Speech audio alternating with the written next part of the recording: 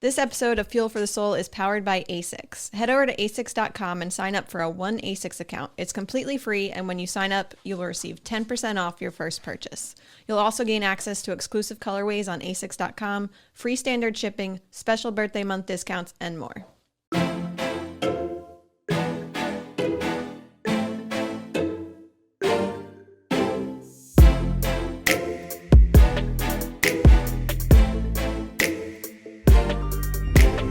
Hi, this is Thomas with Believe in the Run. This is Megan with Believe in the Run. And this is Megan with Featherstone Nutrition. AKA Feathers. Not Big Megan, not Other Megan, not Nutrition Megan. Feathers. It's real easy, people. You got Meg and Feathers. And that way when you come to a group run, you just be like, "What's up, Feathers?" And Meg won't swing her head around. But the right Meg will. We also, like in a race, if somebody's like, "Yo, Feathers," I'm like, "Oh, that's definitely for me," versus there's a lot of Megans out there, so, I dig it. No, see, that's when I feel like it's okay for them to yell Meg or Megan, because then, if they're cheering for you, I'll be like, "Oh, that was for me," and then I'll feel great, so I think that's when totally we're fine. together. Yeah, when we're together, it's just Megan.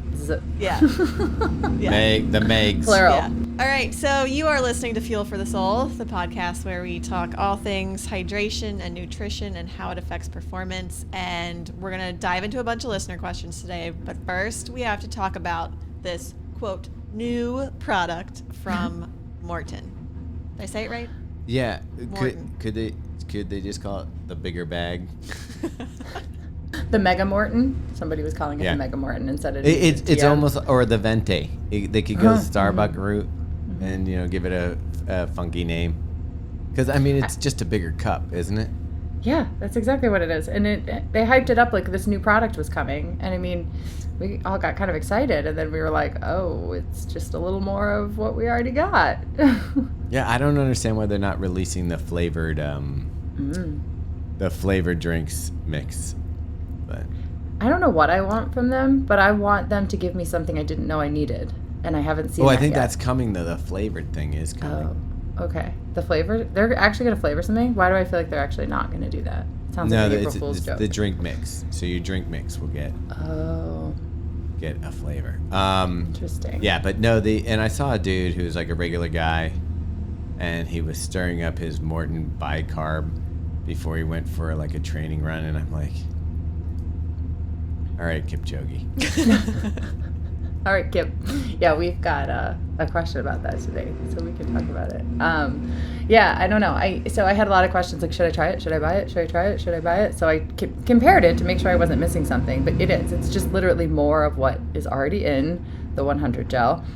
There's not any more sodium. In fact, the first nutrition thing that they put out had less sodium. And now they've corrected it on their website, or changed it on their website, and there's like a little bit more sodium. So I don't think anyone really knows how much sodium's in any of their stuff.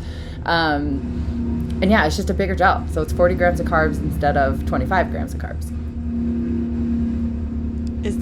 What is that? Is that noise the tree cutting people? Yes. Yeah. Okay. That's fine. It's so just right a little now, background noise. Just so you'll know, the audience can be in on this. Feathers is having her tree and her yard worked on, and she didn't want to pay professionals, so she's basically got some locals up in her tree chopping some stuff down, probably some 16-year-olds. No, it's a bunch of brothers. Some of you saw the picture, like one massive tree took out 3 other trees in our backyard, so we've had 4 trees down for like 2 weeks now, waiting for somebody to come clean this up, and of course they decided to come clean it up when we're Fuel for the Souling. But he'll be done chipping soon. I can see it out there. And they'll be back to cutting hunks of the massive trees. So we'll just hear occasional thuds instead of the chipper here soon. So, sorry, guys. So, All right. So is the Morton news no news? It seems like it. The bars were a little bit of a letdown. They're delicious. But again, I was expecting something like we didn't know we needed, and I just haven't found that yet. Yeah, like the first product is like, wow, this is amazing. Yes. And now they're in that, like, we got to keep doing amazing things. And I will tell you, a granola bar didn't blow my mind. A packet with another quarter of a Morton gel. Whoa, didn't see that coming. Because who'd want to carry 3 packets when you could carry 2? Well, and they're big. I compared it to the Never Second that you like. They're bigger than that. Whoa. Yeah, it's big. So it's Okay, going to that be hard to is big. carry. Yeah. So, question about the Never Second. Did you give me 2 flavors, or did I just get 1 flavor? Because I've been looking around the house for this berry flavor, and I don't know that I got it. I thought they sent you one of each. They sent us Maybe. the frozen Never Second, and then they sent us your we house just- when I was there. Okay, here's a testament. They sent us the first ones. I like it enough that, and I actually used it in my workout today. But I wanted, Megan was ordering gels for the marathon. And she's like, you want caffeine gels? And I did need them. But I was like, does Never Second have them? Yeah. And Did you get so the cola? Got the cola. Got the cola, so we'll let you know how that flavor is. And now Or he will. there was also another option. There was something called espresso make. Yeah, it was cola and espresso were the 2 caffeinated flavors. Okay. And I thought, you know what? I think I want to go cola. Yeah, I would too. That sounds better. I'm excited to hear how this tastes, though. Right. Yeah, we'll have to have you try it on air next time. So far, I've enjoyed the flavor and Consistency? consistency of their product. Like, I think that's my favorite thing. Like, so today I was doing, I wasn't doing the 22 miles that the lady sitting next to me was, but I was doing like an 8-mile workout with some mile repeats in it. And halfway through, I was like, I know that's not like a distance you normally would take nutrition in, but I was like, I want all the help I can get today. I agree. I like what you said too about taking a gel because you thought it would help. Like, we need to normalize that you can take gels when you're not working out and not doing a long run. Like you said, if it's like on the cusp of that and it's going to help you, why not take one, I mean, and so back to the Morton 160, I had some people ask, like, well, when should I use it? Like, does it make any sense to use it? So with 40 grams of carbs, like if you're somebody who's trying to get to like 80 grams of carbs an hour, I guess you could switch it out and do 40-40. But I would like to see like a research study on, would it be better to just do the 25 and spread it out? Or like, I guess what I'm trying to say is I don't want to see people using the 40 and then not fueling for as long. Do you know what I mean? Like still aiming for 50 grams of carbs an hour, but using those instead. So having a bigger gap between when they take their gels. Like I don't love that concept. Do you think maybe it makes more practical sense to have the smaller packet and the flexibility of doubling up or having more? That's kind of my having thought. the big packet, Yeah. and having to like, okay, I got to get this whole thing down, or waste some if I'm not needing it. Unless it's like somebody who's, like we said, aiming for that 80 grams of carbs an hour and just uses 2 of those instead. That's like the only place that I would see, I don't know, a benefit to it. Yeah, how many? What's the energy that it gives you per packet? There's 40 grams of carbs or 160 calories, hence the 160. Yeah. Their naming, their nomenclature. So you're saying if I was someone who could take one of those every half hour, I would hit a number that you would say would be good. Yeah. Yeah. Which I don't think everybody needs. I don't need that much, but like some of the more elite runners like Kipchoge, right? He could take one of those every 20 minutes and like crush 120 grams of carbs an hour in his races, and that might make sense for him. But and he's only going to be out there for that hour. So. Right. 1 hour, 2 hours. I think it's a niche. I think it's a niche product. Like, I don't think that everybody needs to be like, ooh, I should try this. Like, if the 100 ones are working and you're getting enough grams of carbs per hour, I don't know that we need to change. But here's the problem. We're Americans. You hand me a 12-ounce beer Bigger is or better. a 16-ounce beer. Like, when the waitress comes up and she's like, hey, would you like a 12-ounce beer or a 16-ounce? 16-ounce is only, 50 cents more. You're like, yeah, give me the bigger. Yeah.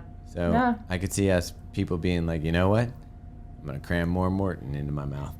And I mean, I'm not mad about that, honestly. Like, I want people to fuel more. So, like, I think I'm okay with you fueling more, which is not necessarily a bad thing. I don't know. Like, I was underwhelmed, I guess is my point. Yeah, I mean, I think it was a big marketing thing. They kind of hyped up that there was this new product, and it really isn't a new product. It's just a new size of their current product. It's a venti. The one thing I was thinking of was maybe this made sense for, like, triathlon. Like, if you're on a bike, maybe to have a bigger packet when you can not have to open as much. I don't know. That's where my mind went, but You know what? That's not a bad thought. Like if you were doing a triathlon, it would probably be something great to have to carry less packets and on your bike. Nice thing though is Ironman hands you Mortons during the run, so you would only need them for the bike. Yeah. Yeah, that is a good point. I mean, I tried to get 80 grams of carbs an hour on the bike, so that would be 2 of those. I mean, we also need to be drinking a lot, so like it makes sense to also have some sodium and fluid. But yeah, I think that makes sense. See, but before we say sodium fluid, you have spoken to us. The gel might get broken. Wait, we have questions related to this, so let's go We ahead should and hop dive into this. because this is a good combo. Yeah. Yeah. Okay, so we're going to answer some listener questions all about sort of Maurten and what we're talking about, sodium. So this one is from Carla, and she said, "Hi, What's up, Carla? question about the Morton gels. My understanding is that the hydrogel formation depends on the acidity of the stomach. If someone is on an acid-reducing medication, H2 blocker, or even just take some Tums, would that affect the ability of the hydrogel to form? My guess would be no, as there's probably still plenty of acidity in the stomach despite those meds, but curious to hear your thoughts about it. You guys rock." Thanks, Carla. You rock Thank too. you very much. I love when you think of hers. Yeah. So this was a good question. I honestly my mind hadn't gone there yet, right? And she kind of answered her own question because you're right, like a PPI that like decreases acid or Tums or something like that, it doesn't eliminate the acid, it just decreases the amount of acid. And usually you're taking it because you have too much acid, so maybe it's just like equalizing it back to where it should be. So of course I had to look up and see like, is there a way to find out how much acid these sodium alginate needs to create like the actual hydrogel, which is what is in the Mortons. And of course I couldn't find anything concrete about it, but I do think it seems as though it doesn't need a ton of acid. Like I cannot imagine that an acid blocking medication would keep your body from forming that hydrogel because the stomach is a very acidic place. So I don't think there's anything to worry about, from that perspective. But as I was looking all of this up, I found a very interesting fun fact so there's sodium alginate that is in those gels. That's what makes it start to be kind of thick in the container. And then that's what turns into even more of a gel in your stomach and encases that carbohydrate. And that's like the patented technology here that is why most of us tolerate Morton so well, is because our body can't recognize that there's sugar in there in our stomachs because it's encapsulated by this hydrogel. And what that means is that we can put more carb into our stomach without having negative GI issues from it. So that's kind of the technology behind this. So as I'm looking at it, that same sodium alginate compound is actually used to treat gastric reflux because it does form, like it was kind of like describing it as it forms that gel like on the top of the layer of the stomach contents, like the food that's in there, and blocks acid from like gurgling back up, which is gastric reflux, right? So I was actually kind of shocked that that's like a treatment for reflux is the technology that's in these gels, which then got my mind thinking because I hear from a lot of athletes that they have reflux when they run. We've had people that are taking Tums, things like that. And I'm like, I wonder, I don't know how much sodium alginate is in this, like if it's even enough to help with reflux. But part of me was like, if somebody has reflux, like maybe Morton would be like a really good choice for him. So I learned something new. How come your stomach can't tell there's sugar in there, but my mouth can? Because it's not encapsulated until it hits the acid in your stomach.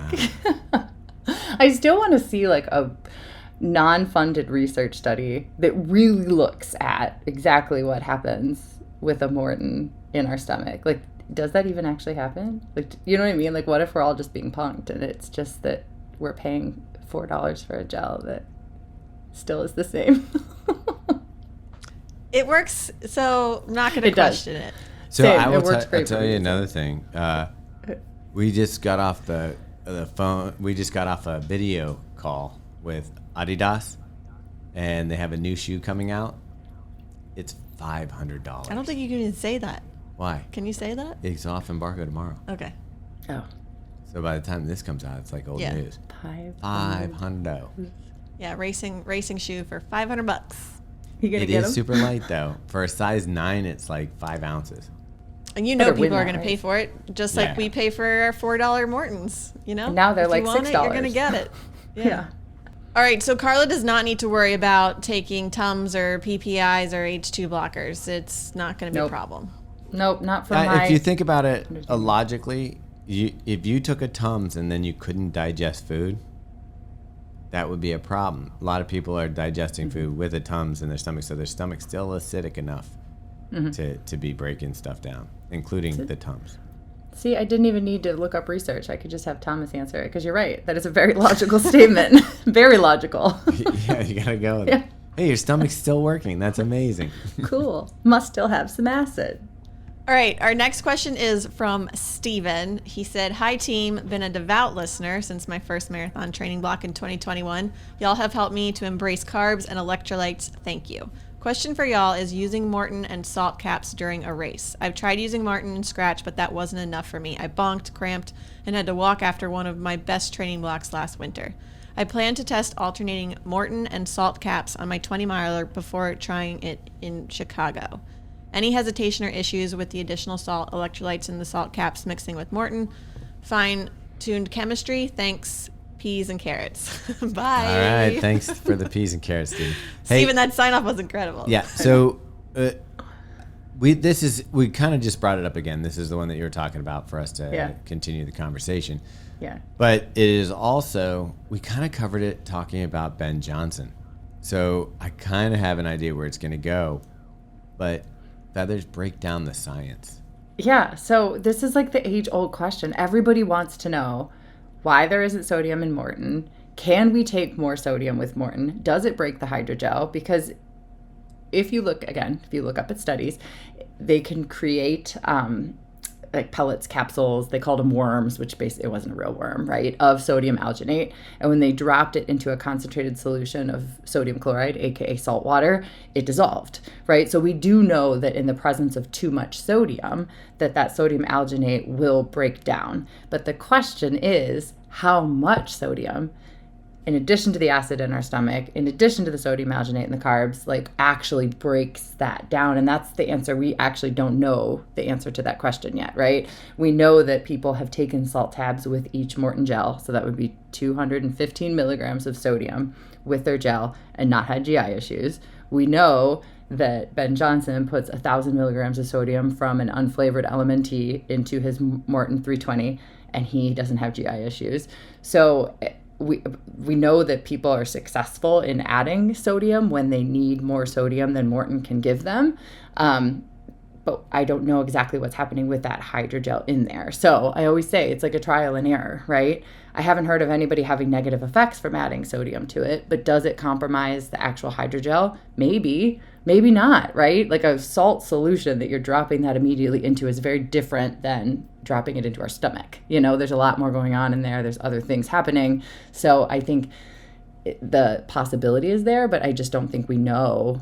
Again, we need more research. Anybody wants to do that, you know, how much sodium is actually going to break that down in the presence of our stomach acid. So Steven's doing the exact right thing, because he said he's going to test the salt caps with the Mortons on his 20-miler before Chicago, which is basically exactly what he needs to do to see if it works out okay. Right. And for most people, the negative impact of not having enough sodium in a race is going to kick our butts way faster than a hydrogel breaking down, right? We've never had anybody be like, I got GI issues, that hydrogel broke down. We've never had somebody, be able to attribute it to that. So I think it's worth playing around with to see, if you can get this figured out. I still want better answers on all this, though. Like, I'm very perplexed by not knowing more. We need to find someone at Morton who will just give us the raw answers to all this stuff. Like, what is happening? Give us the real stuff. Yeah. Well, they'll tell you that we don't need sodium. That's why it's not in their products. So. Oh, right. I'm not sure if we'll ever get maybe not them. Real answer. Maybe we find a third party. I love it. All right. Our next question is from Jen. She says, "Hi, there's been some hype about this new Bicarb system from Morton to counteract the negative impact of lactate. Does this work, and how would you use it? I can understand using it for an intense speed session, but what about race day itself?" Jen. I love this one because I feel like there's like a 50-50 chance that you might have a terrible, terrible day if you take it. Exactly. And we talked about this once on the podcast before, but it came out in February, and I'm getting a ton of questions about it again. So I don't know if it's fall race season or if it's they're marketing it harder again or what. But this was a brand new question. I keep getting a bunch more. So we know from research, like years back, 30 years back plus, that sodium bicarb, which is baking soda, can help neutralize the acid that's produced by our muscles when we work at a high intensity. So if we can neutralize that acid, we can work at a high intensity longer. So it does have some performance benefits to it, but as Thomas explained on the last one, it's like it's like the science experiment where you put baking soda and you pour vinegar in, right? And it explodes. That's like putting baking soda into your stomach and then it explodes, and people were having explosive diarrhea from using this. So it kind of petered out, right? Because nobody was willing to, take that risk. Shocking. Explosive. Yeah, right? So obviously that hydrogel technology that we just talked about could encapsulate that baking soda so it doesn't have that issue. Sorry, bicarb, right, is the system. So it encapsulates that so that doesn't happen when it hits our stomach acid, and it can pass into our intestines so that it can work. So, I mean, that was kind of genius, right, of them to bring this back with their technology. Their marketing is claiming you can get a 1 to 2% increase in performance. So that's my point to Jen. To 2%. To slurp this like soupy liquid that has like circular chunks of bicarb in it. I mean, it's like a disgusting. And how much is it per serving? It's like ridiculous per serving. Wasn't it like $15 or something? Yeah, it's something ridiculous. Yeah. So, I mean, 1%. There's other ways, and we should probably do an episode just on things that are percentage performance enhancers. I like that. Like, because we talk about weight on here. We talk about, race weight. You talk about shoes. You talk about gear. You talk about, whether or not eating graham crackers before every run. We could kind of break it down to different, where you could get those percents and how much you're paying for them. Obviously, Megan would tell you if you can get an Alpha Fly 1, it's worth every penny for every percent. Okay, now that I derailed this conversation entirely, back to the bicarb system. So there's a potential 1% increase in performance, and the downside is that you might have explosive diarrhea. I mean, I'm not a risk taker. I don't gamble. Which is like 200% against performance. Yeah, that's not going to do it. Nope, not at all. I mean, honestly, like, I work with some people who run some pretty fast races and, are very, very competitive. So when they are like, should I try this? And I'm like, if you want to, to me that makes sense. But for like us peons, like really 1%, I just don't know that it's worth the cost or the potential downside, as Thomas said. And yeah, I mean, we know carb loading can improve performance 3 to 7%, and super shoes, right? It's like 4%, right? You guys would know that better than me, but I mean, we have a lot of other options that maybe would be better for us, most of us first.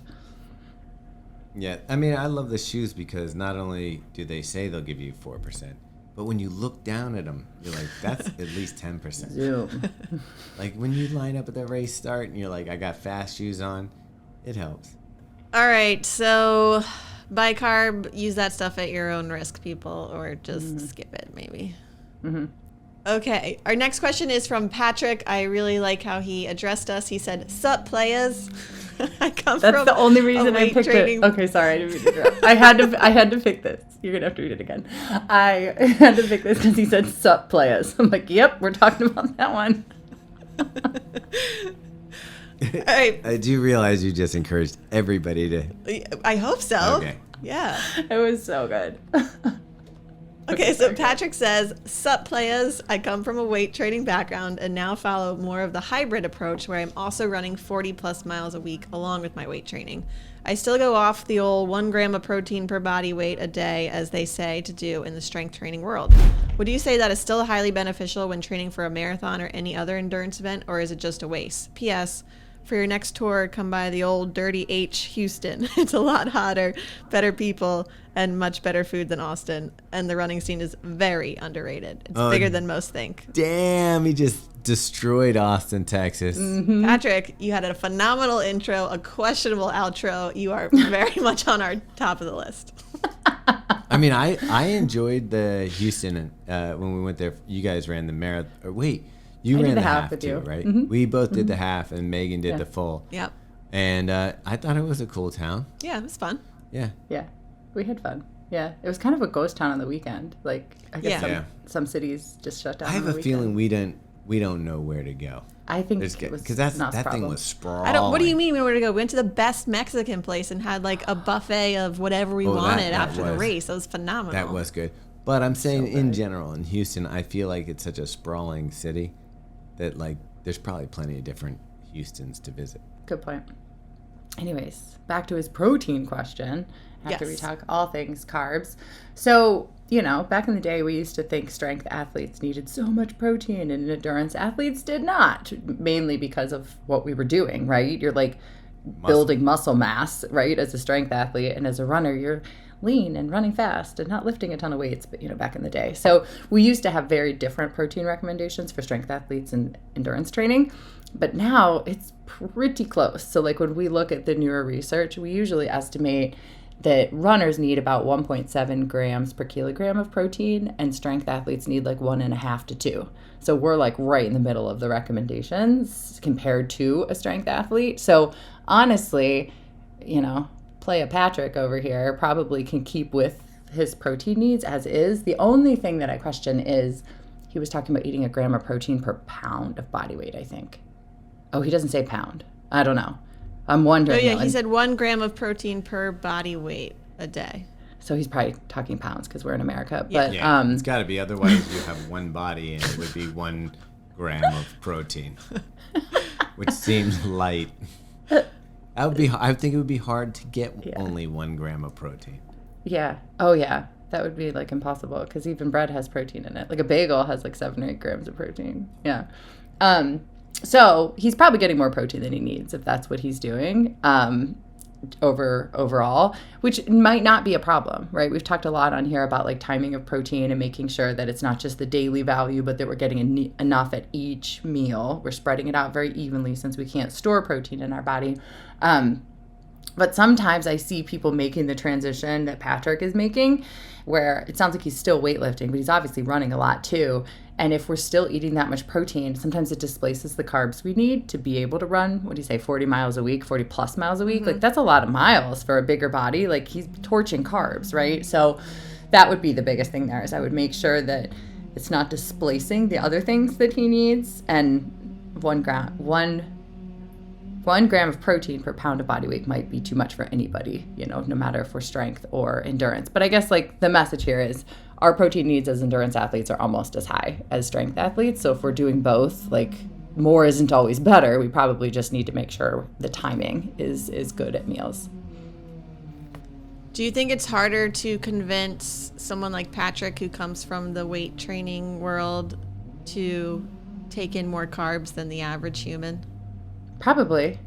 I mean, maybe I'm being stereotypical, but yeah, depending on what type of strength training background, there's some cultish, I won't mention the name, strength training groups that like very much demonize carbs and are very paleo and, things like that. So like that mentality moving over into running, I have had people reach out to me like, okay, I know my old mentality is not supportive here, but like I'm having a really hard time moving forward with this, So I think it can be just kind of depending on where he's at now. It could be a tough transition. Yeah.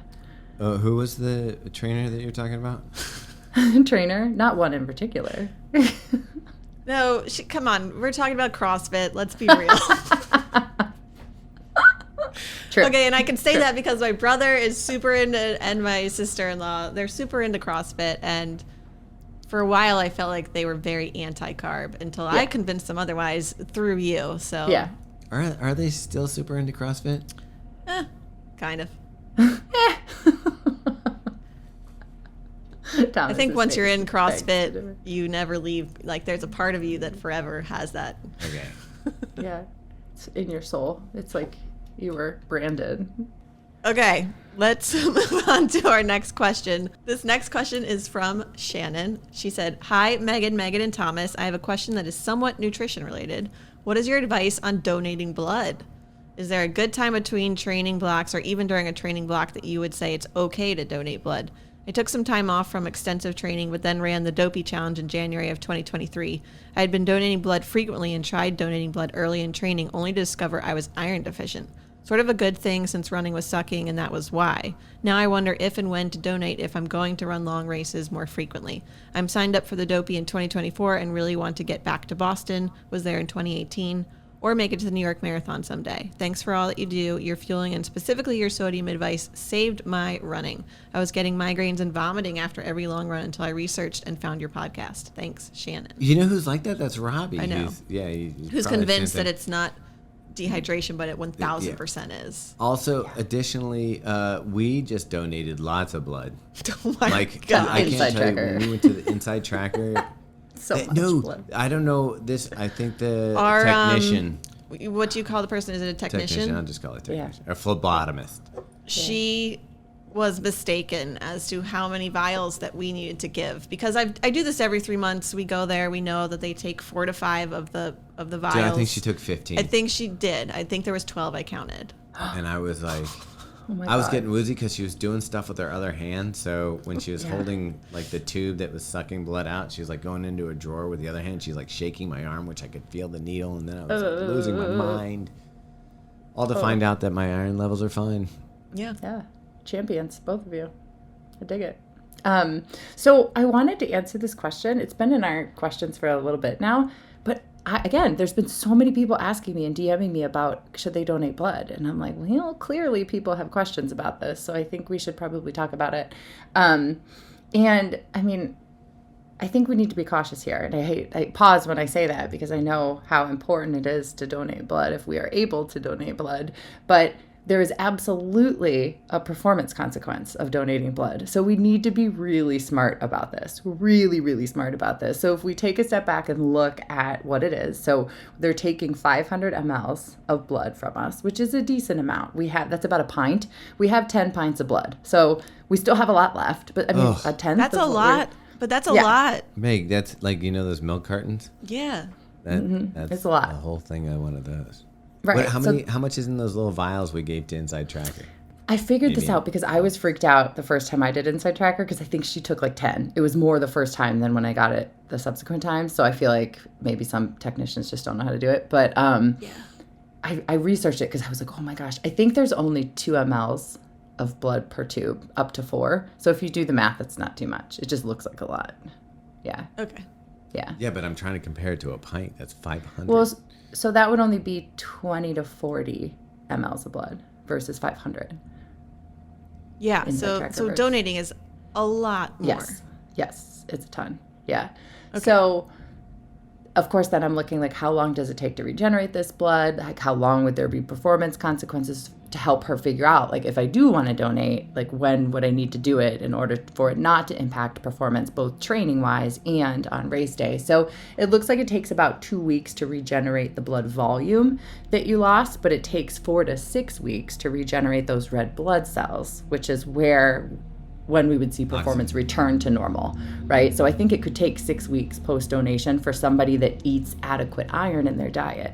So if someone is prone to having low ferritin or has worked really hard to get their ferritin up and is on an iron supplement, I think if they donate, it would probably take even longer for that person to regenerate that during training, right? So I think we need to be smart and either do it in the off season or, even if it's very early on in training. I mean, that's half your training block that you don't have enough red blood cells to, give your muscles the oxygen that they need. So I think it would just be, if you truly don't want it to impact performance, it would have to be like very much in the off season to donate. That makes sense. Have you guys ever donated blood? No. No? Did I? I feel like in college I did for some weird reason. Money? I don't think it was for money. They don't pay you for your blood. I think it's like, I don't know, plasma or platelets or something they pay you for. I did it a couple times, and the one time that I did it was was when I was training for my second marathon. I felt terrible. I mean, you guys know I have trouble keeping my ferritin up. So I'm like, well, no wonder. I felt awful for like 2 months after I did it trying to run. So I was like, okay, when running's the goal, this probably isn't healthy for me because I just don't have enough iron stores to rebound from that fast enough. I think some men probably could rebound in a couple weeks and be fine, right? Because men are less prone to having low iron stores. So I think there are some people that probably could bounce back and do this okay. How does our body make more blood? I don't know. Don't ask me these hard questions. I thought I was dumb for not knowing the answer to that. And I was like, maybe I shouldn't ask this one. I mean, it has to rebuild and resynthesize all the parts and pieces of blood, right? The red blood cells, all that kind of stuff. Like, I didn't know if there's like a little factory someplace in you, maybe your kidneys. I don't know. When people are doping, don't they give themselves erythropoietin, which increases the stimulus of creating red blood cells? So there's hormones in our body that cascade into creating these types of things. But I knew it at one point in my life, but it was one of the things that exited when other things needed to enter. I will tell you, though, the advantage of getting Inside Tracker, if it comes back positive, or, with the results that you can look to as encouragement for your current training situation. So it is nice to have that in your back pocket to be like, okay, things are good, you can rev it up. Or vice versa, if like your running is sucking, it's a good way to check in and figure out if your ferritin is low or if something is off, and then you can fix it. Right. I like that. Yeah. Like you don't need to suck wind at the end of Falmouth. You can go find out that your ferritin's in the toilet again and start supplementing. Guilty. All right, Thomas, our last question is for you. Oh, wow. Yeah. Let's see if I can nail this one. Okay. They said, I started listening to the podcast over the last 6 months or so, and now I'm going through the back catalog, which is incredible, but I'm also curious to understand where the peas and carrots sign-off came from. Keep up the amazing work. It's changing so much for me with my training and after reaching out to Feathers. Well, this is a great question. As I spent many years studying poetry and philosophy and haikus and all sorts of theology, I really boiled everything down to 2 things. And those 2 things are peas and carrots. And I end this show once again wishing you the best. That's not how we are ending it. Also, tell the people the truth. I have no idea. No, yes, you do. I do? Remember we cartoon, Googled right? that, the little cartoon like thing that was like old school. Oh, yeah. And there was a song and you knew it, and I was like, this is ridiculous, and you were singing along. Oh, it was like, yeah. Peas School and Rocks? carrots. Oh, no, rice and beans. Rice and beans. Yeah, rice and But- beans so is where an did- energy machine. And then it ends Yeah. with peas. Where did peas and carrots come from? I don't know. See, that's His mind. that's Someplace what up I'm here. saying. But what she's talking about is like one of those schoolhouse rocks, in between cartoons. They had these things. There's probably one called Eat Your Vegetables or something like that. There's several of those healthy things. They even talked about the food pyramid back in the day. All right, that does it for this Wait, week. can I apologize that we don't know the answer? Sure. All right. I'm really sorry. I cannot give you a definitive answer on where the peas and carrots sign-off came from, but now it does indicate the end of the show for both Feathers and Megan. So when I say So thanks everyone. peas and carrots. So thanks everyone for tuning in this week. And if you have a question that we have not answered, you can email us at fuelforthesoulpodcast@gmail.com, and we will answer it here on the show. And we'll be back in 2 weeks. Peas and carrots. Would you want a t-shirt? Bye.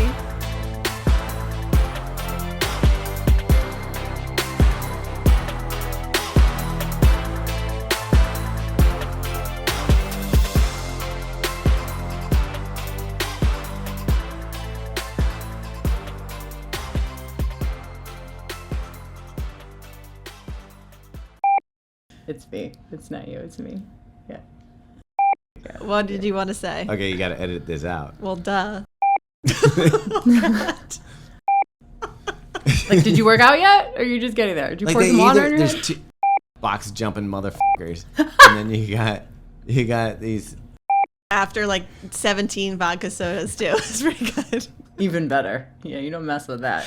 Yeah, that's where the strength comes from. You did a going box for jump. PR, and I was like, I just need more explosive power in my legs. And I did a box jump, and my back went out. See? And I was like, oh. Waddles. Waddles. Who is this, Sharon? Shannon. She said, hi. You Okay. can't start there. You gotta Relax. Start over. You gotta start over. Okay. It's creepy looking. It is not. There's like a All I bean can that's hear the alive. chainsaws in my backyard. Jeez.